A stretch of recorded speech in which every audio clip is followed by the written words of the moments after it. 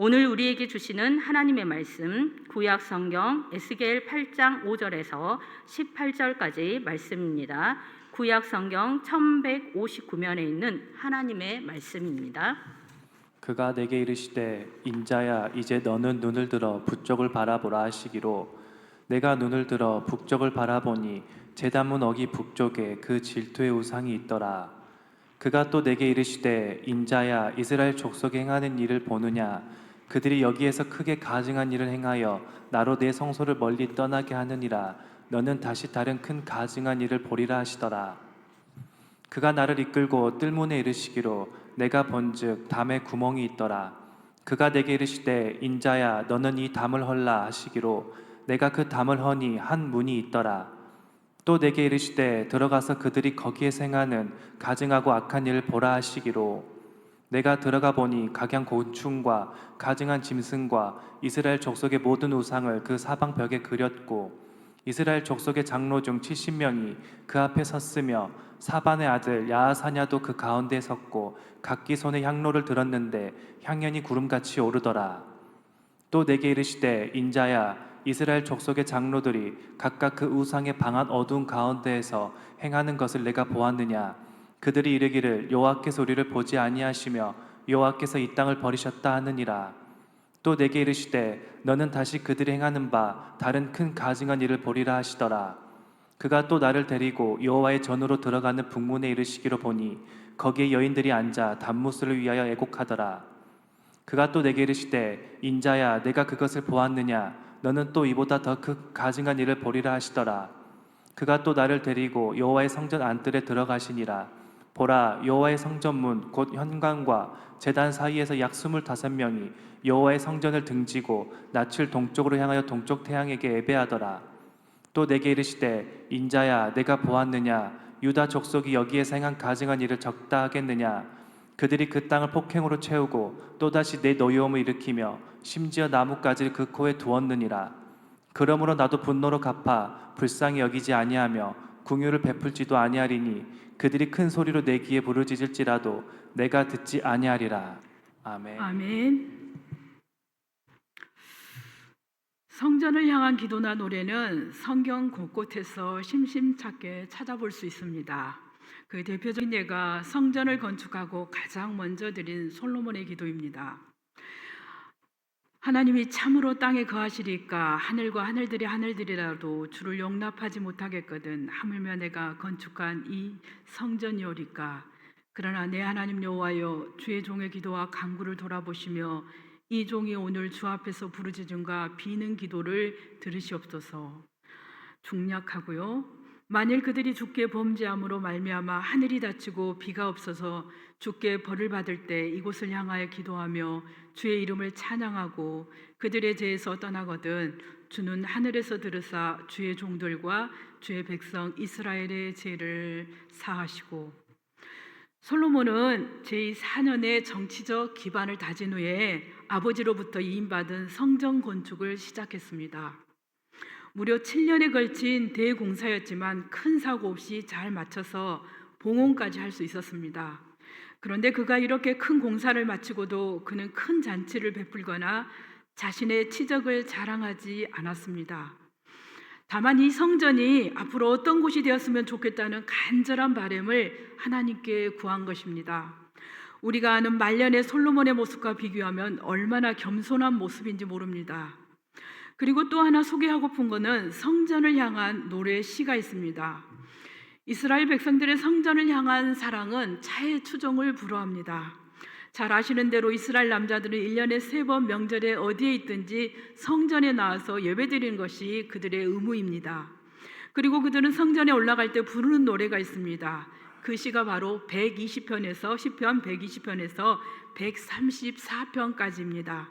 시편의 표제에 이렇게 기록되어 있죠. 성전에 올라가는 노래라고 말입니다. 그런데 이 시편 외에도 성전을 사모하는 시편이 여러 군데 있습니다. 그 중에 하나가 우리가 잘 아는 시편 84편도 이에 해당됩니다. 바로 고라 자손의 시입니다. 고라 자손이 어떤 자손입니까? 한때 모세를 반역해서 아론의 자손 제사장직을 넘봤던 족속이었습니다. 이런 역사적 사건을 되새겨 볼 때 고라 자손의 이 시편 고백은 악인의 장막보다 내 하나님 성전의 문지기를 자처하며 주의 성전을 사모한다는 고백은 큰 의미가 있습니다. 이런 성전 사랑은 이스라엘의 성전 신학이라는 독특한 사상으로 발전하기에 이르렀습니다. 선민 사상이 유대 민족을 하나님이 제사장 나라로 선택하셨던 사상이라면 성전 신학은 하나님이 예루살렘의 성전을 건축하셔서 예루살렘 성전은 멸망하지 않고 파괴되지 않을 영원할 것이라는 사상입니다. 그런데 이런 그들의 확고한 성전 신학에도 불구하고 예루살렘 성전은 BC 586년에 바벨론에 의해서 처참하게 파괴되고 예루살렘 도시 또한 성곽이 무너지고 거의 폐허가 될 정도로 무참히 짓밟히고 말았습니다. 오늘 읽은 본문은 다행히 여기까지 가지 않은 상황이지만 에스겔이 성전이 파괴되기 5년 전쯤 하나님으로부터 환상을 받은 내용입니다. 그렇다면 여기서 에스겔을 이해하기 위해서 에스겔 당시 세계 정세를 간략하게 살펴보겠습니다. 에스겔이 포로로 끌려가는 상황은 여호야긴 왕이 왕위에 오른 지 석 달째였습니다. 그 전에 왕 여호야김은 25세에 왕위에 올라 11년을 통치했는데 성경의 기록에 보면 그 조상들이 행한 모든 일을 따라서 여호와 보시기에 악을 행하였다고 기록하고 있습니다. 그의 외교 정책을 보면 초기에는 친바벨론 정책을 펴니다. 그러나 애굽이 다시 팔레스틴 원정을 온다는 소식을 듣고 그는 갑자기 친애굽으로 돌아서면서 바벨론의 미움을 받습니다. 그때 바벨론은 또 애굽을 치고 세계 패권을 차지하게 됩니다. 바벨론 느부갓네살은 이때 자신을 배반한 이스라엘을 용서하지 않고 쳐들어오게 되는데 이때 요아김은 죽고 그의 아들 요아긴이 왕위에 오른 지 석 달째 되던 때였습니다. 요아긴 왕은 이때 느부갓네살 왕에게 바로 항복을 합니다. 그리고 그 항복의 대가로 시드기야와 그의 어머니 그리고 그의 신복, 그러니까 이스라엘 지도급에 있는 사람들 1만 명이라는 사람을 포로로 잡아가게 됩니다. 이것이 바로 바벨론 2차 포로입니다. 참고로 1차 포로는 이미 BC 605년경에 바벨론의 인질교육 정책에 따라서 점령지에 국가의 청소년들을 뽑아서 바벨론식 교육을 시켜서 앞으로 바벨론 제국을 다스리는 데 사용할 목적으로 잡아간 것이 바로 1차 포로입니다. 그런데 이 청소년들을 뽑는 기준이 있었는데요. 첫째는 핏줄이 왕족이나 귀족이어야 합니다. 그리고 흠이 없고 또 외모가 준수해야 합니다. 그리고 재능이 뛰어나고 지식이 있어야 하며 또 한 가지 공부하는 습관이 잘 길들여져 있어야 됩니다. 그리고 왕궁에서 어울릴 만큼 예법을 배워서 손색이 없어야 합니다. 자, 이런 것들을 볼 때 제가 이런 생각을 한번 해봤습니다. 우리 예수 믿는 사람들의 구원의 기준도 이렇게 좀 하면 어떨까?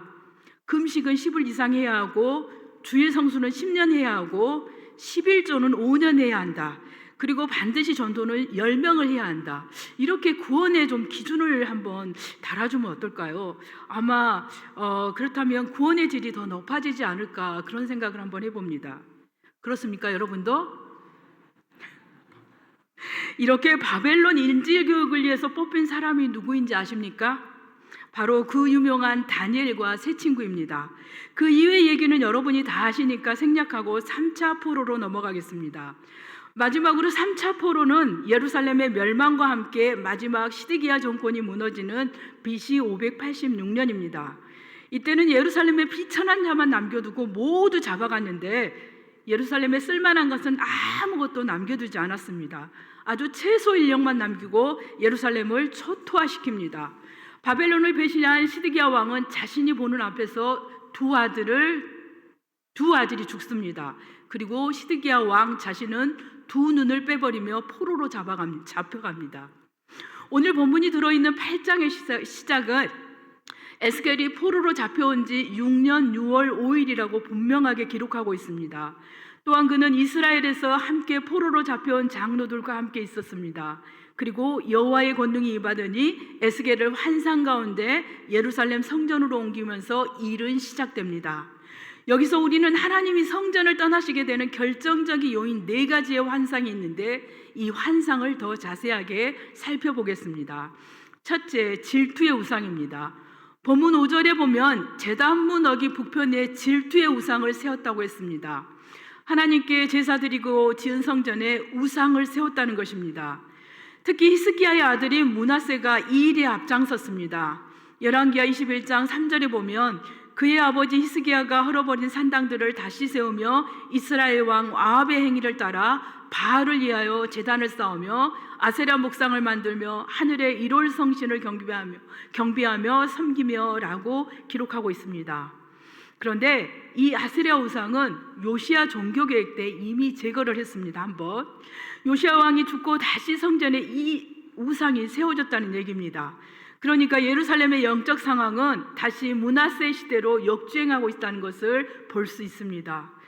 거룩해야 할 성전이 하나님의 질투를 유발하는 성전으로 변해 있음을 보여주고 있습니다. 둘째로 벽에 새겨진 형상들입니다. 하나님은 에스겔을 또다시 뜰문으로 인도하는데 그 뜰에 담에 구멍이 있는 것을 발견합니다. 하나님은 에스겔에게 이 담을 헐라고 지시하고 에스겔은 그 담을 허는데 한 문을 발견하게 됩니다. 그리고 명령을 받고 들어가서 각양 곤충과 가증한 집승과 이스라엘 족속의 모든 우상이 벽 사방에 그려져 있는 것이 보입니다. 그리고 들어가서 보니 더 충격적인 일이 벌어집니다. 바로 이스라엘 장로 70명이 그 앞에 섰고 요시야 때 종교개혁을 지도한 서기관 사반의 아들 야사냐가 우상 숭배를 하고 있었습니다. 그리고 그들은 우상 숭배를 하고 있으면서도 여호와께서 자기들을 버리셨다고 원망하고 있음을 보여줍니다.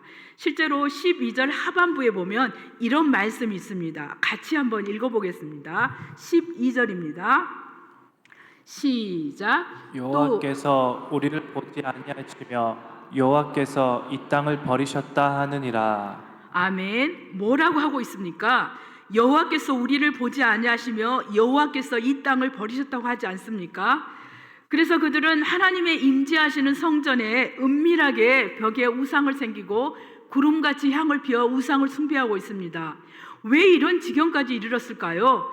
일반 평민도 아니고 이스라엘 지도급에 있는 사람들이 하나님의 거룩한 성전에서 애굽의 온갖 우상들을 섬기고 있습니다. 이것은 바로 천인공노할 얘기 아닙니까? 그리고 이유가 하나님이 우리를 지켜주지 아니하고 버리셨다는 것입니다. 그런데 이들의 생각에는 하나님에 대한 아주 잘못된 생각이 자리 잡고 있었습니다. 그것은 성전 신학이었습니다. 이것은 뭘까요? 하나님이 예루살렘에 있는 성전은 지켜주시고 성전이 있는 예루살렘을 멸망하지 않을 것이라는 생각이었습니다. 이것이 바로 성전 신학이라고 합니다. 하나님에 대한 크게 잘못된 생각이었습니다. 이스라엘 백성들은 예루살렘이 망하고 성전이 파괴되고서야 하나님에 대해서 알지 못했다는 것을 깨닫게 되었습니다. 종종 진실은 그 자리를 떠나고 나서 일이 지나고 나서 깨닫게 될 때가 있습니다. 이스라엘 백성도 성전이 예루살렘이 멸망하고 나서야 하나님의 뜻을 찾게 되었고 자신들이 정말 하나님을 몰랐다는 것을 깨닫게 되었습니다. 그리고 나서 그들은 이런 고백을 합니다. 호세아서 6장 3절입니다. 우리가 여호와를 알자, 힘써 여호와를 알자는 고백입니다. 믿음이라고 하는 것은, 신앙이라고 하는 것은 때로는 이렇게 잘못된 신념으로 변질되어 우리를 잘못된 길로 인도할 때가 있습니다. 물론 말씀을 배우고 가까이 하는 것이 이 잘못된 신념을 교정하는 좋은 역할이겠죠. 그런데 그보다 더 앞선 것은 바로 공예배에 참여하는 것입니다. 거룩한 공예를 통해서 거룩함과 보편성을 회복하는 것이 바로 우리가 예배의 자리를 지키는 것입니다.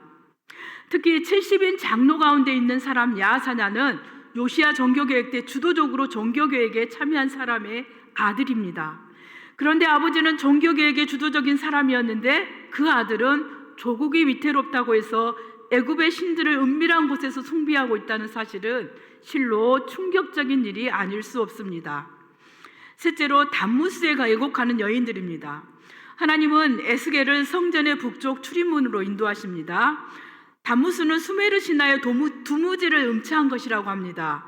수메르 신화에서 단무스는 식물과 나무의 수액, 야자수 열매 등의 땅의 소산으로 힘을 얻는 신입니다. 특히 이들은 애곡을 통해 죽은 단무스가 다시 살아나 초목에 힘을 주어 풍년과 다산이 오기를 바란다는 것입니다.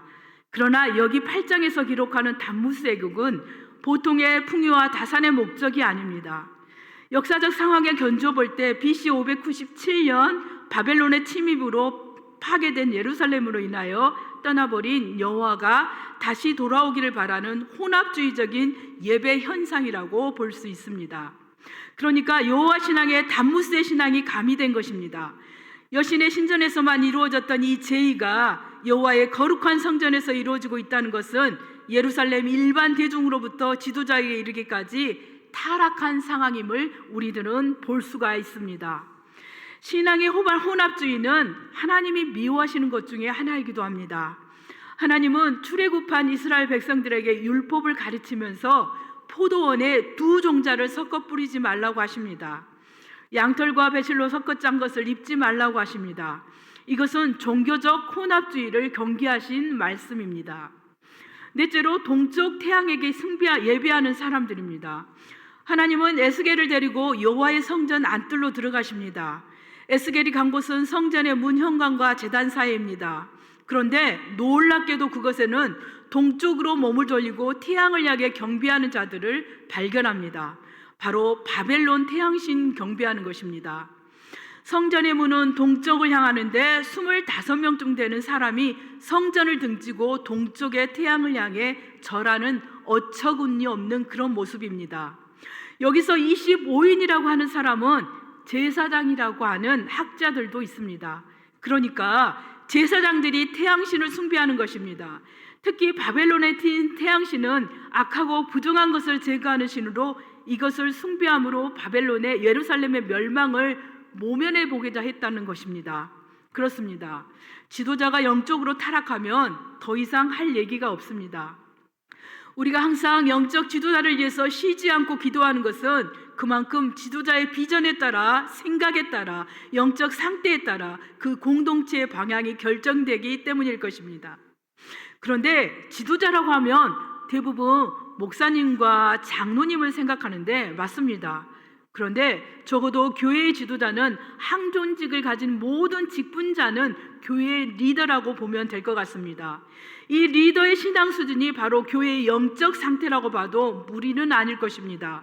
그래서 특히 항존직 되시는 분들은 자신을 위해서도 기도해야겠지만 교회를 위해서 기도해야 하는 사명이 크다는 것을 믿으시기 바랍니다. 지금까지 하나님이 에스겔을 하나님의 영으로 예루살렘으로 이동해서 보여주신 환상에 대해서 살펴보았습니다. 하나님은 17절까지 예루살렘 성전의 지역상을 보여주면서 18절에서 단호하게 말씀하십니다. 다 같이 한번 읽어보겠습니다. 18절입니다. 시작. 그러므로 나도 분노로 갚아 불쌍히 여기지 아니하며 긍휼을 베풀지도 아니하리니 그들이 큰 소리로 내 귀에 부르짖을지라도 내가 듣지 아니하리라. 아멘. 저는 그러니까 하나님의 심판을 세 가지로 요약할 수 있는데, 첫째는 분노로 갚아 불쌍히 여기지 않으리라, 둘째는 긍휼히 여기지 않으리라, 셋째는 큰 소리로 내 귀에 부르짖을지라도 내가 듣지 아니하리라. 저는 불쌍하다는 단어를 생각할 때마다 생각나는 한 사람이 있습니다. 바로 그분은 성 프랜시스입니다. 성 프랜시스는 회심하고 철학 기도를 참 많이 했다고 합니다. 하루는 그의 제자가 스승이 밤새 무슨 기도를 하는지 궁금해서 몰래 엿봤다고 하는데, 그런데 웬걸 이 스승은 딱 한마디 불쌍히 여겨달라는 말만 밤새 부르짖더라는 것입니다. 그렇습니다. 하나님께 우리가 구해야 할 것은 우리를 불쌍히 여겨달라는 것입니다. 여기에 구원이 있고 은혜가 임하는 것입니다. 믿습니까? 둘째로 긍휼히 여기지 않으리라. 제가 국어사전을 찾아보니 긍휼이란 말은 불쌍하다는 말과 큰 차이가 없는 것 같습니다. 불쌍하다가 처지나 형편이 어려워 애처롭다는 뜻이 있다면 긍휼이란 말은 불쌍히 여겨 돌보아자라는 뜻이 있습니다. 또 영어 사전을 보니까 그 뜻의 차이가 크게 없다는 것을 봤습니다. 스페어, PD, 머시 이런 단어로 요약을 해놨더라고요. 원어를 찾아보지까지는 않았는데 정확한 뜻은 알 수는 없지만 개역 개정으로 봐서 긍휼히 여기지 않겠다는 것은 긍휼히 여기지 않겠다는 것을 강조하기 위해서 비슷한 말을 2번씩이나 쓰지 않았나 하는 생각을 해봅니다. 그러니까 그만큼 하나님의 심판이 단호하다는 것을 볼 수가 있습니다. 마지막으로 내 귀에 부르짖을지라도 내가 듣지 아니하리라. 몇 달 전에 큐티를 하는데 하나님의 통치 수단이 기도라는 말을 보게 되었습니다. 이 문자를 보는 순간 갑자기 머리가 띵하고 한 대 얻어맞은 기분이었습니다. 기도가 중요한지는 알았지만 이 정도인 줄을 몰랐다는 것입니다. 우리가 한 나라를 다스리기 위해서 기준이 되는 건 뭐나요? 헌법이잖아요. 헌법을 통해서 나라를 다스리잖아요. 그런데 하나님의 통치 수단은 바로 기도라는 것입니다. 하나님의 뜻은 우리의 기도를 통해서 이 땅에 이루어진다는 것입니다. 그 정도로 우리의 기도는 중요하고 의미가 있다는 것입니다. 그런데 하나님이 우리의 기도를 듣지 않겠다는 것입니다. 심지어 큰 소리로 부르짖을지라도 듣지 않겠다는 얘기입니다. 이것은 하나님과 우리 사이의 단절을 의미합니다. 사랑하는 성도 여러분, 우리가 이렇게라도 숨 쉴 수 있는 것은 하나님이 우리의 기도를 들으신다는 확신 때문입니다. 믿습니까? 우리의 부르짖는 소리에 응답하신다는 믿음 때문입니다. 우리 신음소리를 들으신다는 믿음 때문입니다. 그런데 하나님이 우리 기도를 듣지 않겠다고 선언하십니다. 그만큼 이스라엘 백성의 죄에 대해서 하나님이 신물이 났다는 겁니다. 돌이킬 수 없다는 것입니다. 그런데 이 죄가 이스라엘 백성들에게만 해당되는 죄일까요? 이 죄가 BC 591년에 사는 그 이스라엘 백성들에게만 내리는 가혹한 심판일까요? 하나님이 성전을 떠나신다는 심판이 그 당시에만 해당되는 걸까요? 성전이 어떤 곳입니까? 하나님이 계시는 곳입니다. 임재가 있는 곳입니다. 하나님의 보호가 계시고 은혜가 있는 곳입니다. 그런데 하나님이 성전을 떠난다는 것입니다. 떠난다는 자체가 심판입니다. 회복의 가능성이 없다는 것입니다. 그럼에도 불구하고 이스라엘 백성들은 그들의 죄를 여호와께서 우리를 버리셨다고 항변합니다. 잘못을 자신들에게 찾지 못하고 여전히 하나님의 잘못이라는 것입니다. 대화를 하다 보면 참 저 사람은 대화하기가 어렵구나 하는 사람이 있습니다. 문제가 생겼을 때 계속 환경이나 상황이나 다른 사람에게 문제를 찾으려는 사람입니다. 이런 사람을 보면 대화가 힘들다는 생각이 듭니다. 하나님도 이스라엘 백성들에게 같은 마음을 갖지 않았을까 하는 마음이 듭니다. 사랑하는 성도 여러분, 성전을 떠나시는 하나님의 얘기는 비단 에스겔에 나오는 이야기만은 아닐 것입니다. 오늘을 살아가고 있는 우리에게도 비켜갈 수 없는 문제이고, 특히 우리 한 사람 한 사람은 하나님이 계시는 성전이 되신다는 것을 믿을 때 우리는 더욱 거룩함으로 세상의 유혹을 물리치는 하나님의 전이, 하나님의 임재의 장이 되시기를 주님의 이름으로 축원합니다.